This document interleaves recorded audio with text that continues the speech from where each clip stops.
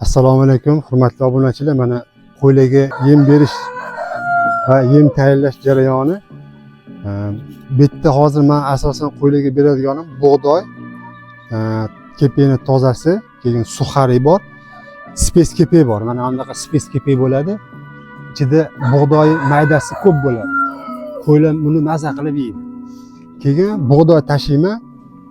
Mashin bilan xudo xolasa mana buni tagida mana bu beda hashi aralash maydalaganman, mayda qilib yuvitib sovuraman. Mashin bilan aralashib ketadi. Shu bilan keyin qo'ylarga beramiz. Keyin mana ozgina 2 hovuch, 3 hovuch qilib tuz tashlab yuboraman. Shu bilan keyin bo'ldi. Mana aralashtirib yuboramiz. Ovqati tayyor bo'ladi.